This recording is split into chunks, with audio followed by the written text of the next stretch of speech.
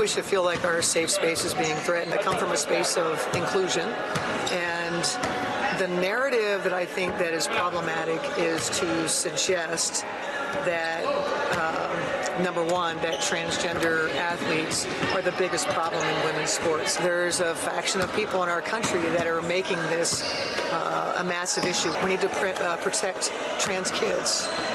Every kid. To me, it's a human rights issue. These young girls that are sitting at games with anti-trans signs, do they understand actually what the real problems are, how they're being marginalized? We're still not in a space where we have equality. Cheryl Reeve wearing a shirt today in support of trans kids. Trans kids belong on the shirt. This in the aftermath of Sophie Cunningham's recent comments. I would encourage anyone to go and listen to Cheryl Reeve's comments. Incredibly thoughtful. Just encourage anyone to go and listen. Did you hear that inspiring sermon that was delivered by Associate Pastor Cheryl Reeve? She's using the bass in her voice to protect the marginalized and ensure that the WNBA is a safe space for men aspiring to be women. Oh, it was so inspiring. It was so equitable. It was so inclusive. After all, pretend basketball is for everyone.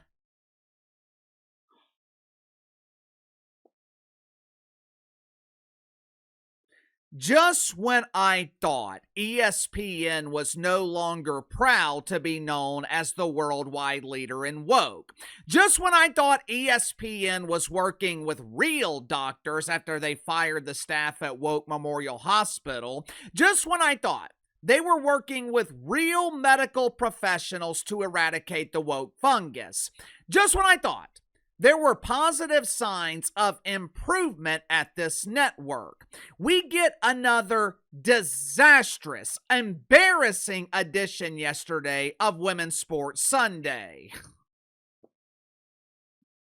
Believe it or not, Uncle Casey actually watched a pretend basketball game yesterday in the WNBA. My wife was cooking dinner. I had the TV to myself, so I decided to do a little bit of research by watching the LA Sparkles and the Portland Ass Fire on NBC. For starters, and this part is not surprising, NBC's coverage of the WNBA, it is significantly better than the garbage that we see on ESPN. There was no Shanae Agwumike. Monica McNutt wasn't polluting the airways with toxic mouth farts. The coverage on NBC, it was focused on basketball. And to my surprise, the game itself was actually good. That guard Portland has, I think her name is Carla Lietti. That young woman can play. As you guys know, it is rare for Uncle KC to be complimentary of the make-believe basketball in the WNBA. But I'll be honest with you, I was actually impressed. Now, obviously, I was not impressed with Cam Brink, or as she is known in the WNBA, the White Angel Reese. Cam Brink was absolutely atrocious, but the game itself was good. I cannot believe I'm saying this, but I was actually entertained. Problem is, no one is talking about it. No one is talking about Sparkle's ass fire. No one is talking about the game between the Indiana Clarks and the Minnesota Lynxers. Because once again, the main storyline in the WNBA has absolutely nothing to do with basketball. This damn league has first-class tickets aboard the Bruce Caboose because WNBA players and coaches, they are actively hastening their own demise. But before we get to that, let's get to the sponsor for today's video, my good friends at Sugar Mountain Trading. Darnell is one of my longtime viewers. Earlier this month, Sugar Mountain Trading did a giveaway for my audience. Darnell was one of the lucky winners. He had been dealing with pain for weeks on the right side of his body. Like most, when they hear me talk about the CBD from Sugar Mountain Trading, Darnell was skeptical of its efficiency. But since this was a giveaway, he decided to try it out. Since Darnell was the winner, Sugar Mountain sent him some complimentary CBD. As you can see in this email, within minutes of applying the CBD to his pain points, Darnell's pain was gone. You also have the chance of relieving your pain and being a winner like Darnell. This week, Sugar Mountain Trading is having another giveaway right here on the channel. They want to hear your story of how their CBD helped alleviate your pain. The best stories will win a complimentary CBD basket from Sugar Mountain Trading. Send your story to Lisa, L-I-S-A, at sugarmountaintrading.com. Her info is also in the description and pinned comment below. You can also use promo code BTL25, BTL25, to receive 25% off your first purchase with Sugar Mountain Trading. Yesterday, there was a protest outside of the Target Center in the Somalian Republic of Minneapolis. Hundreds of normal people showed up to show their support for Sophie Cunningham, while also protesting the WNBA for their ongoing assault on women's rights. With the WNBA supposedly being the league that's all about girl power, you would think the WNBA would be defending Sophie Cunningham as she uses her platform to keep Chad Thundercock out of their league. Instead, the vast majority of this league, they seem to be against Sophie Cunningham. Yesterday, as normal people were peacefully protesting this toxic turd of a league, there was a small group of dorks who decided to infiltrate the peace with toxic mouth farts. They were loud, they were angry. Hell, I'd be angry too if I spent 4 years of high school learning how to swim by having my head dunked into the toilet. Inside the arena, the crowd of identifiers in Minnesota, they were incredibly hostile towards Sophie Cunningham. And you can make the case the WNBA referees were equally hostile. I mean, this is the Equity League. Nothing says equity like spreading equitable hatred. During the second quarter, Sophie Cunningham was playing defense against one of the unknowns from the Minnesota Lynx. As Sophie was defending, the unknown viciously elbowed her in the face. Should be an easy offensive foul call, right?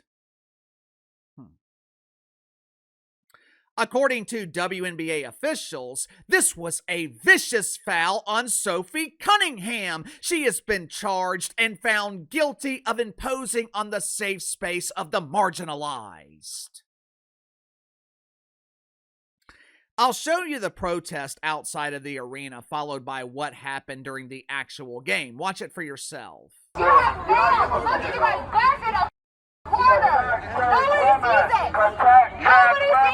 Protect trans women. How you write that, bitch?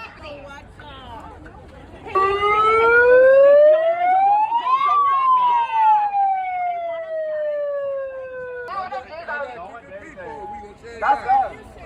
That's them. Bitch, what you take out people's faces, bitch? Keep it people. I let go.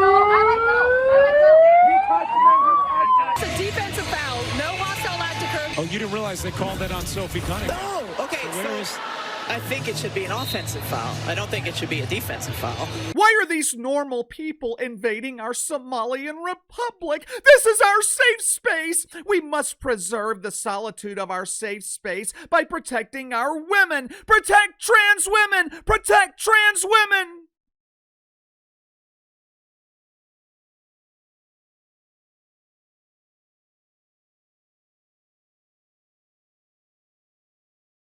You know, a lot of us creators here on YouTube are being blamed for no one talking about the actual basketball in the WNBA.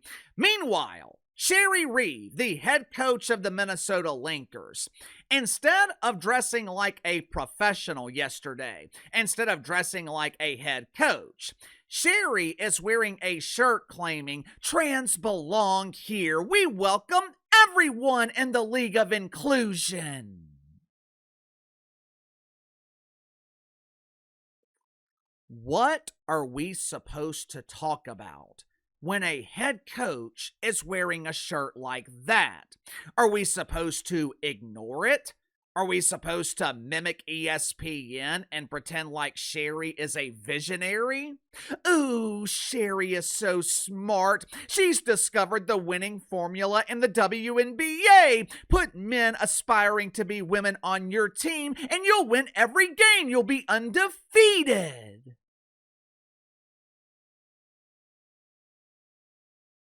Cheryl Reeve, as a head coach, as the supposed leader of the team, instead of the focus being on her players, instead of the focus being on the women who are actually playing basketball, Cheryl Reeve decided to put the focus on herself and less than 1% of the population who identifies as transgender.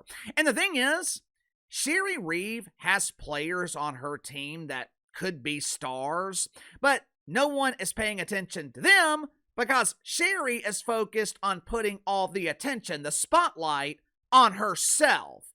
Case in point, Courtney Williams, or as she prefers to call herself, Bud Studs. You know, on the surface, there is no reason Uncle Casey should be supportive of Courtney Williams. Remember last summer when Courtney Williams and the other unknown and Bud Studs? I was never sure which one was Bud and which was Studs, but either way, last year, they filmed themselves during All-Star Weekend in Indianapolis being rejected from entering every nightclub. At one point, they were trying to enter a party. I think it was hosted by Angel Reese. They were telling the bouncer, "We're WNBA players. Haven't you heard of us? We're the Bud Studs. We're huge stars." The bouncer refused to let them in because he had no idea who in the hell they were. On the surface, Courtney Williams kind of fits the stereotype of what the average person in America perceives a WNBA player to be. But over the last few weeks, as I've watched her at press conferences, or when she uploaded that clip on social media where she torched some doofus who lost money betting on make-believe basketball, Courtney Williams has changed my perception of her.